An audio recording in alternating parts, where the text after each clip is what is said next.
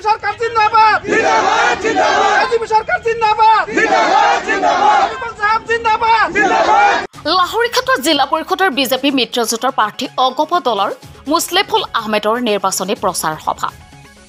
নিশা ভেহুগুৰি স্থিত নিজ বাসভৱনত এক নিৰ্বাচনী প্ৰচাৰ সভাত প্ৰাৰ্থী মুছলেফুল আহমেদে ৰাইজক নিৰ্বাচন উদ্দেশ্যে দিলে উত্তাত ভাষণ এইবাৰ শাসক পক্ষত থাকিব লাহৰীঘাটৰ ৰাইজ সামগ্ৰী ৰাইজে যিদৰে কংগ্ৰেছৰ চিৰবিদায় দিলে এইবাৰ লাহৰীঘাটৰ ৰাইজেও কংগ্ৰেছক বিদায় দিবলৈ সাজু হৈছে ৰাইজৰ মনৰ বতৰাই বুজাই যে মিত্ৰজোঁট প্ৰাৰ্থী মুছলেফুল আহমেদে 100% নিশ্চিত ৰাইজ সাজু হৈ আছে মিত্ৰজোঁটৰ প্ৰাৰ্থীক ভোট দিবলৈ কেৱল নিৰ্বাচনৰ দিনটোলৈ অপেক্ষা কৰি আছে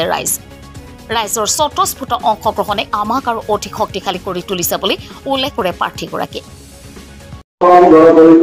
বিভিন্ন দায়িত্ব কৰ্মত থকা সন্মানীয় কৰ্মকৰ্তাসকল উপস্থিত এই অঞ্চলৰ মুৰব্বীয়ানসকল মোৰ অতি মৰমৰ যুৱক ভাই বন্ধুসকল মই লাহৰীঘাট জিলা পৰিষদ সমষ্টিৰ পৰা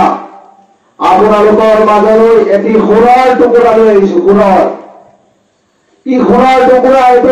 আপোনালোকে ভালকৈ জানে ৰাইজ মই এজিবি দলৰ এজন সদস্য আজি ৰাইজৰ সমাগম দেখি বহুত ভাল লাগিছে কাৰণ ৰাইজৰ সমাগমে আমি বুজা যায় যে আমি এবাৰ বিপুল ভোটত লাহৰীঘাট সমষ্টি আৰু শিলপুখুৰী পঞ্চায়তৰ এপি মেম্বাৰ আমি বিজয়ী হ'ম তাৰ কোনো মানে বাধা নাই গতিকে সেইটোকে আমাৰ লাহৰীঘাট সমষ্টি সকলো ভোটদাতা ৰাইজলৈ মোৰ আন্তৰিক শুভেচ্ছা থাকিল আৰু আমাৰ শিলপুখুৰী আঞ্চলিক ৰাইজলৈ মোৰ হিয়া ভৰা আন্তৰিক শুভেচ্ছা থাকিল সেয়ে মই ক'বলৈ ইমানখিনিয়ে থাকিম সদস্য সৰ্বপ্ৰথমে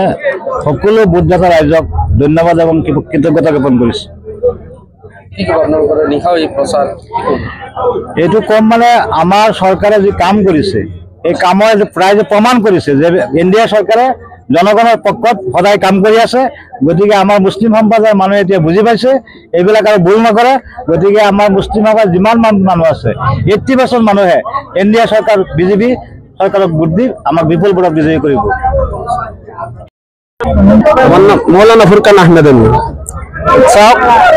আমি ৰাইজে জোৰ দিহে আমি এই কেণ্ডিডেট উঠাইছো আৰু আমি ৰাইজে জিকাই নিম বুলি আমাৰ আশা ৰাইজেও আমাৰ লগত বহুত ৰাইজে জোৰ দিছে আৰু আমাৰ ইণ্ডিয়াৰ যে চৰকাৰ আছে চৰকাৰেও আমাৰ ফালে যিখিনি চাইছে আমিও চৰকাৰৰ ফালে সেইখিনি চাইছো চৰকাৰে আমাৰ বহুত উন্নয়ন কৰিছে আৰু আমি চৰকাৰকো মানে সহায় কৰি আছো আৰু আমি মানে যি মানে আমাৰ যে কাউন্সিলৰজন লৈ আহিছো তেখেতকো মানে আমি জয় কৰি লৈ যাম বুলি আমাৰ আশা আৰু তেখেতক আমাৰ মুছলিফুল আহমেদ জিলা পৰিষদ তেখেতক আমি জয় কৰাম বুলি আশা আছে আমাৰ ৰাইজে ভোট দিব বুলি আশা আছে সমূহ ভোটদাতা ৰাইজলৈ মোৰ অন্তৰৰ পৰা শুভেচ্ছা জ্ঞাপন কৰিছো কাৰণ ৰাইজে ওলাই আহিছে ৰাইজে বুজি পাইছে যে এইবাৰ আমাৰ যি চৰকাৰ এনডিএ চৰকাৰ আছে এই চৰকাৰে দেশৰ উন্নতিৰ হকে যি কাম কৰি আছে এই কামৰ স্বাৰ্থত সকলোৱে গম পাইছে ৰাইজে যে আমাৰ বেলেগ চিন্তা কৰি আমি একো লাভ নাই যেহেতু আমাৰ কেন্দ্ৰত আৰু অসমৰ যি এনডিএ চৰকাৰ আছে গতিকে আমি চৰকাৰৰ পক্ষত আছো ৰাইজে জনসমাৱেশ ৰাইজে মোৰ কাৰণে বহুত কষ্ট কৰি আছে আৰু ৰাইজে নিজেই প্ৰত্যেকজন ৰাইজেই এজন জিলা পৰিষদ হিচাপে ৰাইজে কাম কৰি আছে কিমান সংখ্যক ভোটৰ ব্যৱধানত জয় বুলি ভাবিছে এইটো বিপুল সংখ্যক ভোটত জয় হ'ম এইটো তাৰে প্ৰমাণ আজি ৰাইজৰ জনসমাৱেশ সাধাৰণ ৰাইজৰ যি প্ৰতিচিহ্ন যে 7 তাৰিখে যি নিৰ্বাচন হ'ব এই নিৰ্বাচনত ৰাইজে মই কমচে কম 20,000 ভোটত জয় হ'ম